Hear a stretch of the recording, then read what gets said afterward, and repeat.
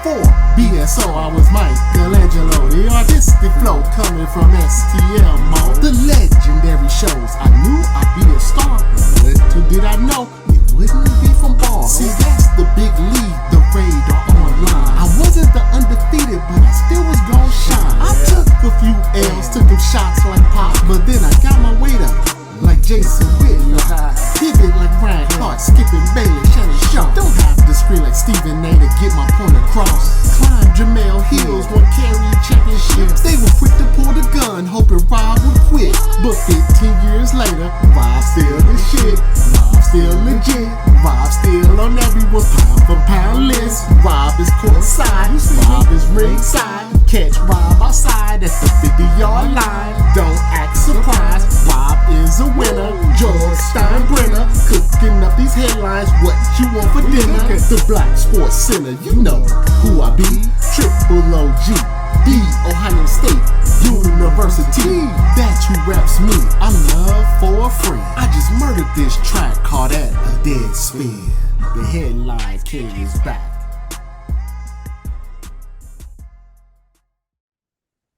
I am not one for overreactions. In fact, every year for like the last 5 years, I get on social media and say, everybody goes crazy over the first game in the NBA, but then nobody remembers what happens by the time that we get to the NBA Finals. The first game is not, it doesn't matter. It's inconsequential. That's a big word for you. Put it in your vocabulary. But with that being said, I'm going to say something. And maybe it's a little controversial. For Laker fans, you let me know if you agree with me or not. The Lakers got to trade Anthony Davis. I said it. I've seen enough. This is not a reaction from just the first game of the season. This is a reaction from Anthony Davis's whole career. And don't get me wrong, Anthony Davis is very talented. Should be considered one of the most naturally talented big men in the NBA. If he actually played to his full potential, in my mind, he could be the best player in the NBA because you don't see too many guys that are 7 feet tall, almost an 8-foot arm reach, defensively can be one of the best defensive players in the game, has an inside game, has an outside game, can shoot threes if need be. He's in baseball terms, he would be a 5-tool player. But something just isn't quite right.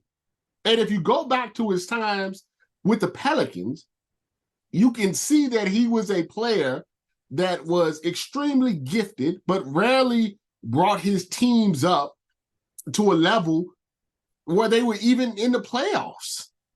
You would think someone as good as him, as he is, should at least been able to get him to the playoffs more than, one time.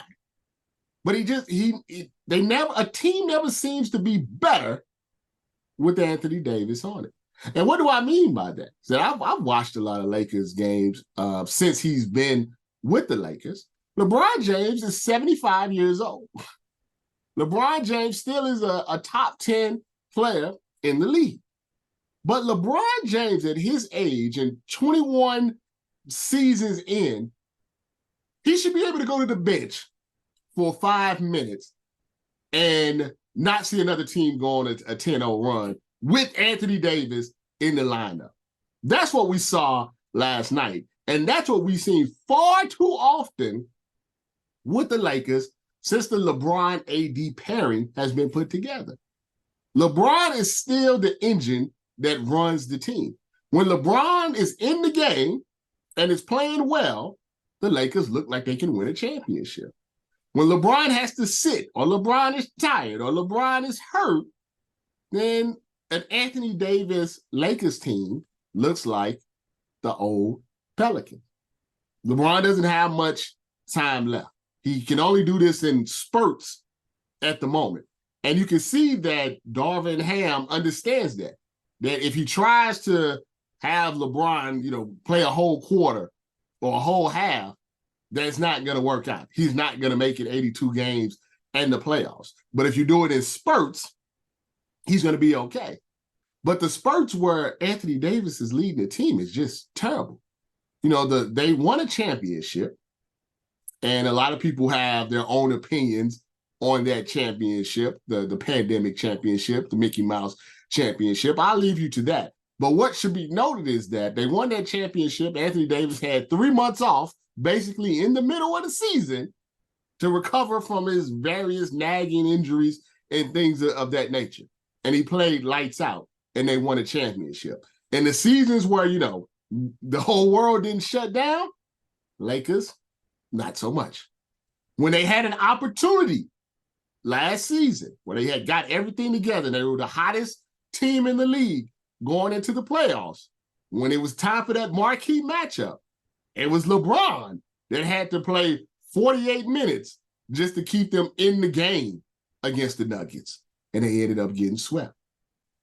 Now, I don't know who you can trade them for, who would be interested in them, what would make sense for the Lakers right now.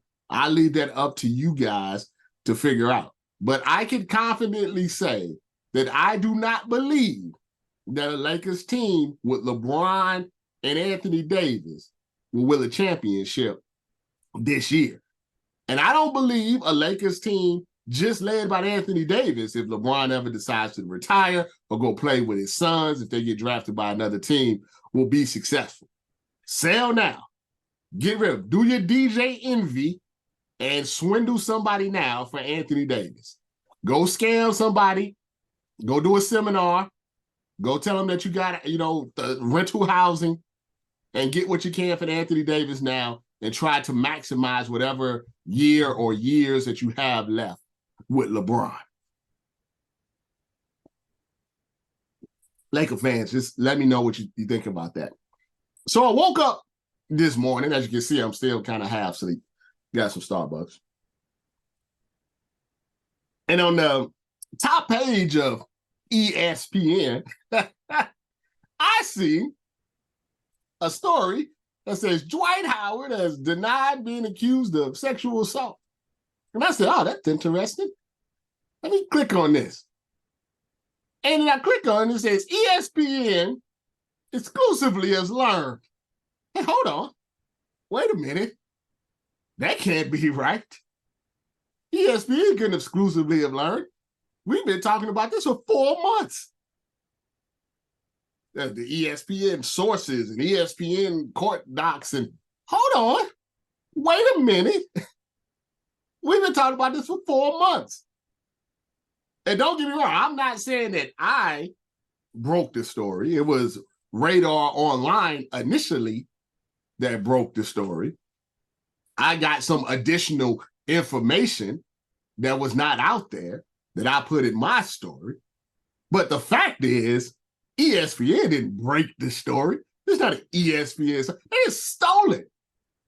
And like I said, I'm not trying. They should have at least said originally reported by Radar Online or the various other outlets that had this story way before them. What I find even more interesting is this. Listen to me for a second.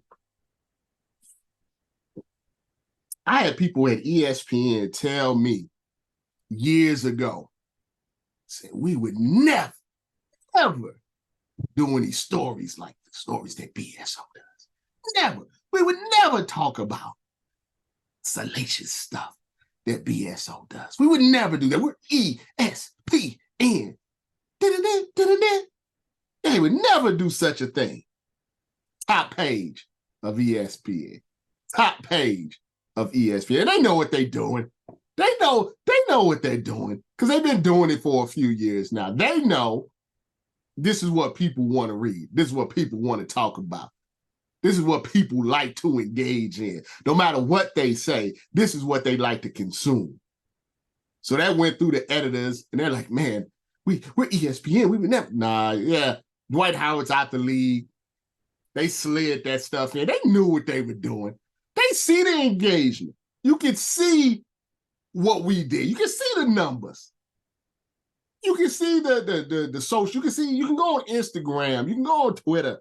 You can go on TikTok. Just type in Dwight Howard. You can see the engagement. They wanted a piece of that. They want a piece of that pie. I told people back in 2013, 10 years ago, I remember the day that ESPN switched up their website. They switched up how First Take was. They switched up how their morning shows was. I told you this is what they were going to be. Because this is what big corporations always do.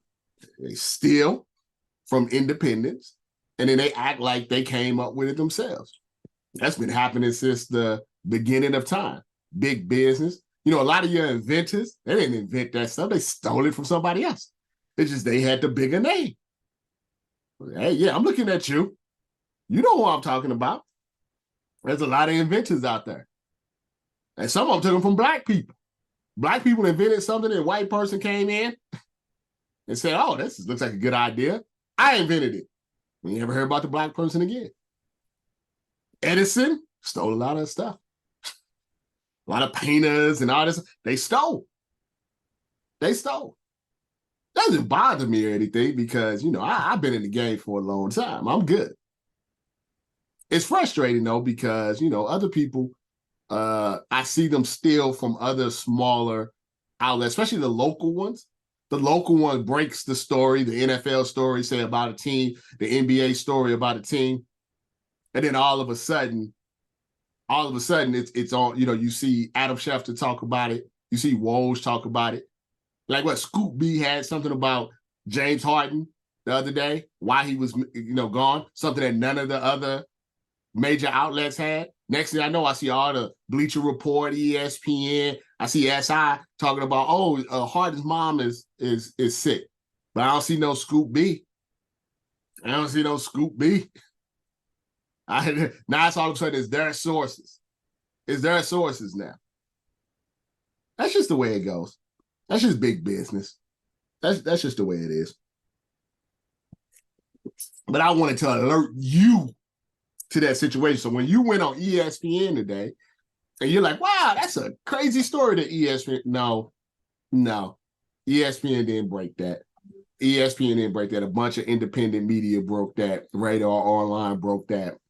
A lot of Instagrammers broke that. BSO broke that. We had this story in the summertime. And I had the dates. I got the dates. I got the receipts. And they could have easily gave us credit. They just choose not to because they don't have to. It's just like the cops. They could choose to be good people sometimes, but they just don't. It's just a choice. Last headline, at least for today, and I'm sure more stuff will come up. Is an IG model, OnlyFans model. What's her name here? Let me look. Whitney Nicole Ritchie says that she ate out some groceries for somebody at the NBA Finals last year, and it gave her pink eye. Yeah. You know, I always wonder when you give this information out, right? And I'm not trying to shame anyone. If you want to do OnlyFans and stuff like that, make your money. I mean, if you can literally make $100,000 just showing some IG pictures, I mean, that's a pretty good deal to me. As someone that's made a lot of money just talking and writing some silly stories. So I'm not trying. It's just, I mean, is your dad out there? Like, what does he think when he sees that? You know, it's just, is that information that you have to share? Like, I don't, you know, like I said, I don't care if you're out here, you know, eating groceries of NBA players. It's just, what's the motivation of telling us that? Like, just, you know, what is it? You know, what's the motivation of telling us that? What do you get out of that, huh? I mean, maybe you get what you want. You get more attention to you, so more people subscribe to your OnlyFans. I get that. That makes sense. The streets, we're trying to figure out who the player is. It's come down to Jamal Murray, Bruce Brown, or Tyler Hero. Is what a lot of people think in one of those three, but it doesn't really matter. But I don't even know. Like, I'm not a doctor. I did watch a lot of Dr. House when that was on TV.